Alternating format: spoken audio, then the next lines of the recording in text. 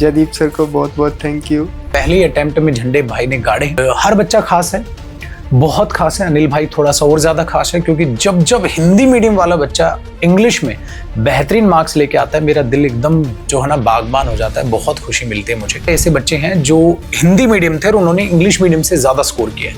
एक हिंदी मीडियम वाला बच्चा मेरा, उसके 190 है आउट ऑफ 200।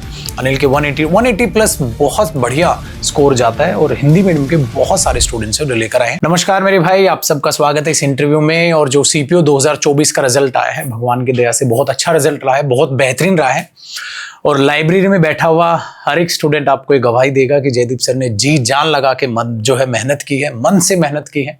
और वो मेहनत इस बार भी करने लग रहा हूं क्योंकि हर साल की तरह इस साल भी मेरे भाई बहुत ही जबरदस्त इंग्लिश में मार्क्स आए हैं स्टूडेंट्स के। और बहुत कम मैंने इस बार स्टूडेंट्स आए हैं, मिले हैं, उनको मैंने क्लासेस में अपने बैचेस में मिलवाया है और मैं वो वीडियोस डलवाऊंगा भी क्योंकि सब इंतजार में थे सर इस बार आप इंटरव्यू नहीं डाल रहे, क्योंकि इंटरव्यूज शूट हो चुके हैं। अब उनको एक एक करके डलवाएंगे। और ऐसे बैठकर मैंने बहुत कम इंटरव्यू लिए हैं।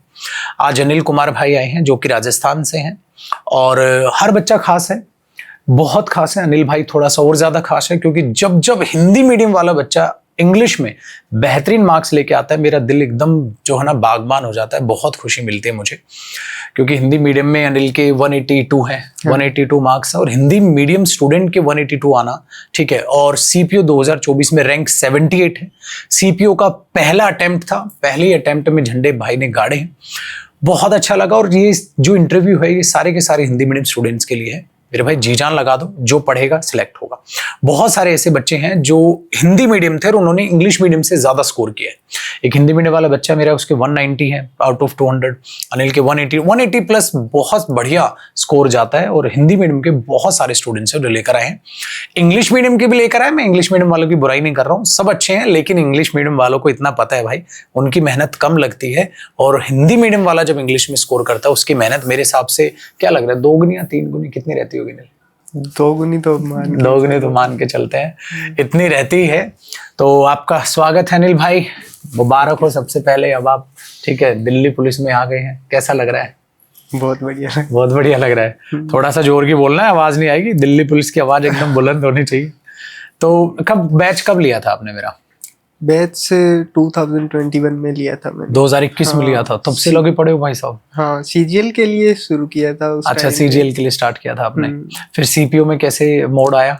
सीपीओ में एक भैया है हमारे परिवार में ही, उन्होंने बहुत पहले सीपीओ का एग्जाम दिया था। अच्छा। उन्होंने पीछे बोला मुझे 2024 में कि तू सीपीओ दे के ट्राई कर।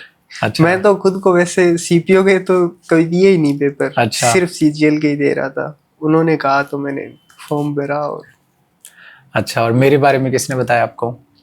आपके बारे में सर यूट्यूब पे मैं देख रहा था। अच्छा। इंग्लिश के लिए मैंने मतलब जो पढ़ाई की है यूट्यूब से, वो मैं शुरू में यही ट्राई करता था कि सारे टीचर्स को देख के और बढ़िया तब छाटा जाएगी। 2-3 टीचर्स और भी देखे थे मैंने। बाकी आपकी वो नाउन वाली क्लास देखी थी 11 घंटे वाली, वो उसके बाद मैंने आपका बैच लिया था। उसके बाद बैच लिया, अच्छा लगा पढ़ के? हाँ, मजा आया जबरदस्त। बहुत। वोकैब में, ग्रामर में, कॉम्प्रिहेंशन में किसी को दिक्कत तो नहीं? कितनी मेहनत लगी होगी? दिन में कितने घंटे पढ़ते होगे? इंग्लिश को डेली 3-4 घंटे तो देने ही पड़ते। देते थे 3-4 घंटे। और वोकैब की सारी क्लास देखी थी? हाँ, वोकैब की सारी क्लास देखी थी, A to Z है। ग्रामर के नोट्स वोट्स कैसे? हाँ, नोट्स तो बनाए हैं मैंने, अभी मैं लेके भी आया था साथ में। आप अच्छा लेके आए हो? हाँ। अरे यार दिखाना, शुभम लेके आना भाई, अभी दिखा देंगे। वो बैग में है। बैग में है, बाहर का बैग ही ले आओ। अच्छा, तो नोट्स प्रॉपर बना के चलें। तो ये जो बच्चे पीएनजी की तरफ भाग रहे हैं, पीडीएफ की तरफ भाग रहे हैं, जो कि नाश होता जा रहा है क्योंकि पीडीएफ करे हर कोई, पीडीएफ पढ़े ना कोई। ठीक है, कोई बात नहीं, ऐसे ही दे दो, ऐसे ही डलवाएंगे इसको इंटरव्यू को। रो इंटरव्यू में हमेशा अनिल भाई अपना रखता हूँ। अरे यार पूरा तामझाम लेके आए हो, ये बढ़िया किया, मुझे बड़ा अच्छा लगता है यार। और ये मेहनत आप लोग भी देख लेना मेरे भाई, जिस हिसाब के अनिल मेहनत कर रहा है, बहुत गजब यार। तो क्लास के साथ साथ नोट्स बनाते थे देखते देखते, बाद में बनाते? अरे बहुत बढ़िया भाई, गजब से एकदम साथ ही बनाता था नोट्स। अच्छा, पहली क्लास से आपने स्टार्ट किया? एकदम नाउन जैसे मैं बताता हूँ, बहुत बढ़िया। साथ के साथ तो भाई साथ नोट्स बनाओ और प्लीज ये रखो, ये नोट्स होने चाहिए, रिवीजन के वक्त बड़ा काम आए होंगे यार। बहुत मतलब मैं टेस्ट देता था, उसमें मुझे कोई भी ऐसे ग्रामर का टॉपिक लगता था ना कमजोर है, उसके लिए सीधा नोट्स रिवाइज किए और अपना प्रैक्टिस चालू। हाँ। मजा आया। तो एग्जाम से पहले कितनी देर तक रिवाइज किया होगा, क्या लग रहा है? मेंस से पहले? हाँ, मेंस से पहले हाँ, मेंस से पहले मैं 2 टेस्ट लगा देता था। अच्छा। और बाकी उनका एनालिसिस करना, और एनालिसिस में जो कमियां निकलती थी उनका रिवीजन करना। उनका तो लिखते थे उन कमियों को? हाँ यार, मैंने इस बार देखा, और आप सबको भी बताना चाहूंगा, हर एक स्टूडेंट जो है ना मॉक टेस्ट देता है और उसको बहुत बढ़िया तरीके से एनालाइज करता है, लिखता है, और फिर बार बार उनको रिवाइज करता है कि जो जो चीजें जो है अपडेट करने की उसको जरूरत है। तो मॉक टेस्ट का ध्यान रखें, बहुत बेहतरीन तरीके से एनालाइज करें। खाली मॉक देते देते देते देते नंबर नहीं बढ़ेंगे, ठीक है? और कुछ एक खास टिप आप देना चाहो जो आपने ऑब्जर्व की हो, जो बच्चा नहीं हो रहा है सिलेक्ट, कि सर मुझे ये कमी लगती है इस बच्चे के अंदर, कि शायद ये गलती कर रहा है, वो गलती ना करे, तो कोई आपने ऑब्जर्व किया हो जो बच्चे फेल हुए?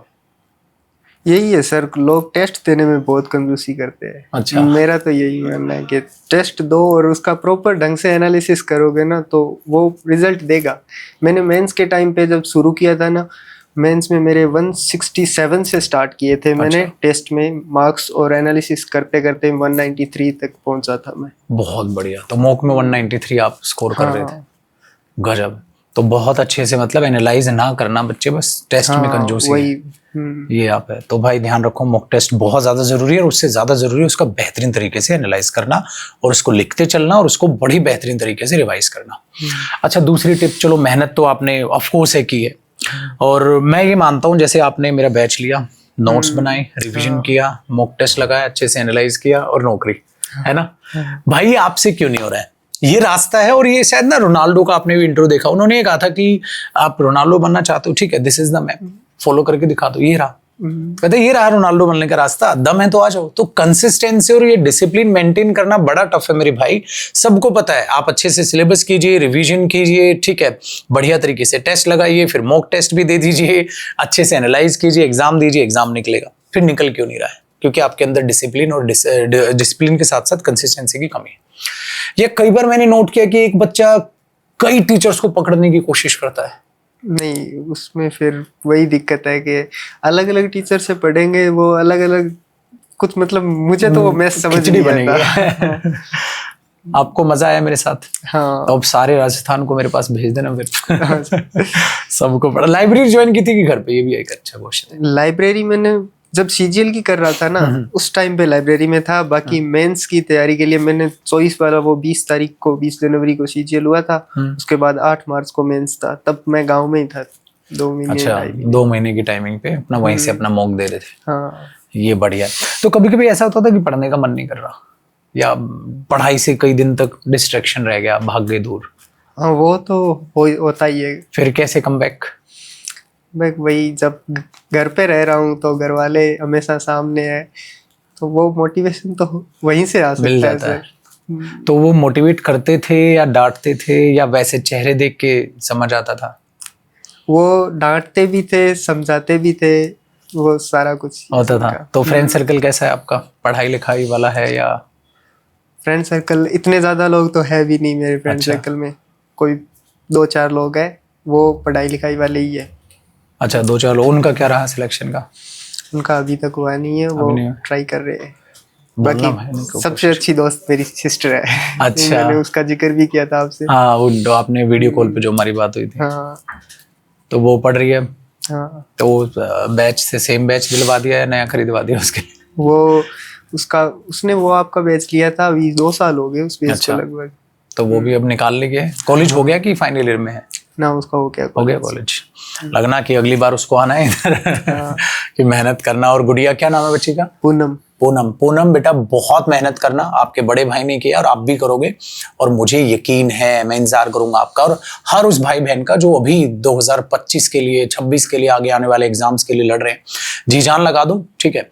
और मेहनत का फल सच में मीठा होता है आपके सामने, और हर एक मेहनती स्टूडेंट जो है आपके सामने आता है। लेकिन कोई भी ये कहता हुआ नजर नहीं आएगा कि मैंने कम पढ़ाई की और आ गई नंबर। नहीं भाई, कई साल की तपस्या है। 2021 से आपने चालू की जर्नी, और 25 में भगवान ने सुनी है। तो इतने साल तक लगातार कुछ घर वालों के अलावा भी कोई मोटिवेशन था खुद से कुछ, कि काफी लंबा टाइम है यार। टाइम तो सर बहुत हो गया था। फिर कुछ ऐसा रामबाण इलाज इन बच्चों को बताओ कि जो एकदम कंसिस्टेंसी के साथ लग जाएं पढ़ने। क्या वही कंसिस्टेंसी के साथ तो पढ़ना पड़ेगा ही। और बाकी मेरा जो इतना लंबा टाइम रहा उसमें मुझे लगता है कि मैंने एक तो सीजीएल की सिर्फ तैयारी की। अच्छा। उसमें फिर वो ज्यादा मैं कर नहीं पाया, थोड़ा इतना मैथ्स अच्छा, वगैरह में और जीएस कमजोर रहा मेरा।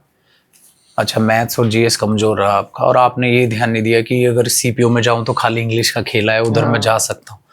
कई बार ये भी यार, तो थैंक यू बोलना भाई जिन्होंने सलाह दी कि ये भी आप ट्राई कर सकते हो। तो खाली एक एग्जाम के भरोसे ना बैठे मेरे भाई, आपको पता है एमटीएस भी है, सीएचएसएल भी है, सीपीओ भी है, आपका सीजीएल भी है, आपका जो भी एग्जाम देने का मन करे, मैं तो कहता हूँ स्टेनो भी है, जो भी एग्जाम देने का मन करे सारे एग्जाम भरो, किसी एक एग्जाम पर डिपेंड मत रहो। कुछ नहीं पता क्या लिख रखा हो किस्मत में, कहाँ से क्या साथ दिया है, ये बढ़िया। तो और क्या बढ़िया सा क्वेश्चन, और तुम ही दो यार कोई सलाह। देखो अब मैं इंटरव्यू लेने में ना, मेरे को यही लगता है इंटरव्यू कितना ही ले लो, ठीक है, और किसी भी बच्चे का इंटरव्यू देख लो, किसी भी टॉपर का इंटरव्यू देख लो, सबका निचोड़ एक ही है भाई, बढ़िया से सिलेबस, रिवीजन, मॉक, अच्छे से एनालाइज और अपना पेपर में सिलेक्शन। लेकिन ये पता सबको है, सब फॉलो क्यों नहीं कर पाते? क्या लग रहा है आपको? आप जवान आदमी हो, जवान खून हो, सोचो, आपने तो जाना है भाई साहब, लोगों को देखा है। डिस्ट्रैक्शन तो सर सबके ही आता है, मेरे भी आते थे डिस्ट्रैक्शन, बट उनको इग्नोर तो आपको खुद ही करना पड़ेगा, खुद से ही। डिस्ट्रैक्शन जैसे तुम्हारे कौन कौन थे? वही बाहर घूमना, ये चीजें, व्हाट्सएप वगैरह, ये मतलब इंस्टाग्राम वगैरह? इंस्टाग्राम तो मैंने अभी सीपीओ में होने के बाद स्टार्ट किया है, उस टाइम अच्छा, उस टाइम पे नहीं थे सोशल मीडिया पे। मैं यूट्यूब बहुत देखता था। अच्छा। मतलब तो वो मैं बताऊं स्टैंड अप कॉमेडीज वगैरह। अच्छा।